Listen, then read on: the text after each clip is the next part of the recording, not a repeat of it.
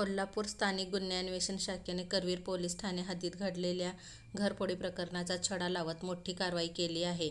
या कारवाईत एका आरोपीला अटक केली असून 120 ग्रॅम सोन्याचे दागिने असा एकूण 15,58,400 रुपयांचा ऐवज जप्त करण्यात आला आहे.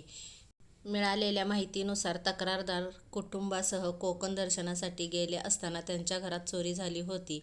या प्रकाराचा समांतर तपास स्थानिक गुन्हे अन्वेषण शाखेकडून सुरू झाला होता. गोपनीय माहितीच्या आधारे पोलिसांनी हॉकी स्टेडियम परिसरात सापळा रचून सिद्धार्थ संजय भालकर, वय 23, राहणार मंगळवार पेठ, कोल्हापूर याला ताब्यात घेतले. चौकशीत त्याच्याकडून 120 ग्रॅम सोन्याचे दागिने जप्त करण्यात आले. धक्कादायक बाब म्हणजे मुख्य आरोपी केदार पाटील याने स्वतःच्या घरात चोरी केल्याच्या तपासात उघड झाले आहे. कोकण दर्शनासाठी बाहेर गेल्याचा फायदा घेत त्याने मित्रांच्या मदतीने चोरी केल्याचे समोर आले आहे. या कारवाईत पोलीस निरीक्षक सुशांत चव्हाण यांच्या मार्गदर्शनाखाली स्थानिक गुन्हे अन्वेषण शाखेच्या पथकाने सहभाग घेतला. सध्या उर्वरित आरोपींचा शोध सुरू आहे.